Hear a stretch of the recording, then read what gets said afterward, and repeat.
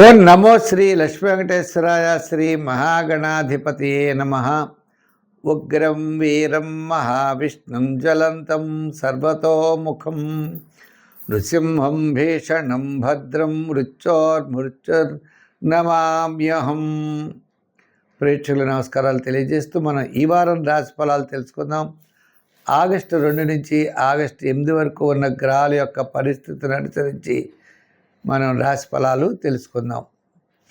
August 2వ తారీఖు నుంచి అంటే ఇప్పుడు కుంభ, మీన, మేష, వృషభ రాశుల్లో చంద్ర సంచారం, రవి గురులు కర్కాటక రాశిలో, బుధుడేమో మిథున రాశిలో, శుక్రుడు కన్యా రాశిలో, అదేవిధంగా సింహరాశిలో కేతువు, కుంభరాశిలో రాహువు, మీనరాశిలో శని. ఈ విధమైనటువంటి కుజుడు ప్రస్తుతం మనకి వృషభ రాశిలో ఉన్నాడు, తర్వాత మిథున రాశిలోకి రాబోతున్నాడు. ఇటువంటి గ్రహాల యొక్క పరిస్థితిని అనుసరించి మనం ముఖ్యమైన వ్యవహారాలు ఎప్పుడు చేసుకోవాలి, ఎలా చేసుకోవాలి, మన రాశికి ఎలా ఉంటుంది, ముఖ్యంగా ఇవన్నీ కూడా జ్యోతిషం ఒక లైటింగ్ లాగా మన యొక్క జీవన విధానాన్ని మనకి చూపిస్తుంది.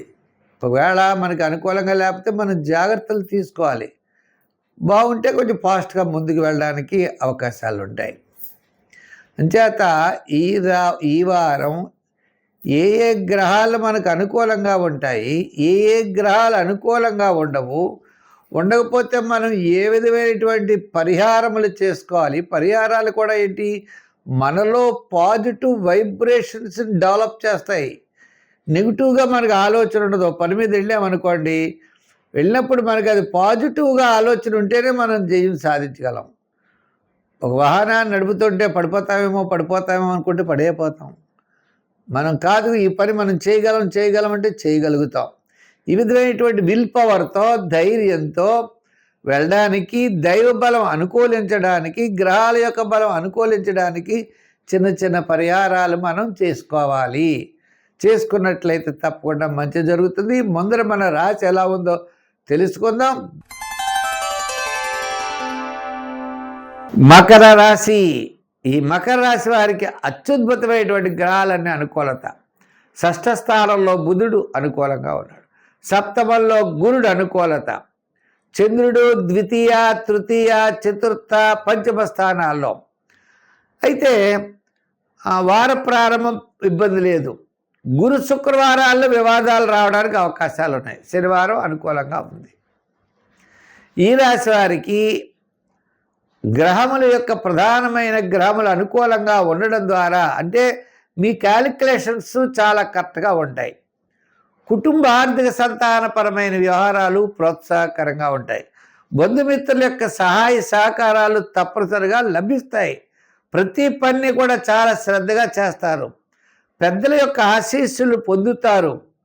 సంఘంలో గౌరవ మర్యాదలు పెరుగుతాయి. గతంలో ఉన్నటువంటి మీ మీద ఉన్నటువంటి చెడు ఏదైతే ఉందో అది క్రమేపీ తెలుగుతుంది. విద్యార్థులకి మంచి మార్కులు వచ్చి మంచి చోట వారికి అవకాశాలు లభిస్తాయి. రాజకీయ నాయకులకు ఆహ్వానాలు ఉంటాయి.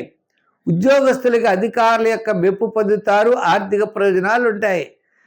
వృత్తులు చేసేటువంటి వృత్తుల వారు, కళారంగం వారు, వారికి కూడా ఆర్థిక సర్దుబాట్లు ఉంటాయి. వ్యాపార పరంగా చూసినా పబ్లిక్ సంబంధమైనవి, సంచార వృత్తులు, చేతు వృత్తులు, అలాగే చిన్న చిన్న వృత్తులు చేసేటువంటి వారికి చాలా అనుకూలంగా ఉన్నది. కాస్త రియల్ ఎస్టేట్ వారికి, షేర్స్ వారికి, ఐటీ రంగము మొదలుగా కలిగిన రంగాల వారికి గతంలో ఉన్నటువంటి చికాకులు తగ్గి క్రమేపీ అనుకూలమైనటువంటి ఫలితాలు రాబోతున్నాయి. ఈ యొక్క మకర రాశి వారి యొక్క జీవితం కాస్త మెరుగైనటువంటి ఫలితాలు ఉంటాయి. వివాహ, ఉద్యోగ, వృత్తుల్లోనూ వ్యాపారాదుల్లోనూ మీ యొక్క ఆలోచన విధానాలు కాస్త అనుకూలమైన వాతావరణంగానే నడుస్తోంది. సంఖ్యల్లో 8, రంగుల్లో లైట్ బ్లూ కలర్ ఆరాధించండి. ఆరాధనలోకి వచ్చేటప్పటికీ సూర్య ఆరాధన చేయండి. దానాల్లో గోధుమలు దానం చేయండి. గోధుమ పిండి చిన్న చిన్న బన్నలు తయారు చేసి ఆకలితో ఉన్న వారికి బన్నలు పెడుతూ ఉండండి. లేదా గోధుమ పిండి చిన్న చిన్న వండలు చేసి ప్రవహించే నదిలో వెయ్యండి. తద్వారా మీకు అనుకూలమైనటువంటి ఫలితాలు ఉంటాయి.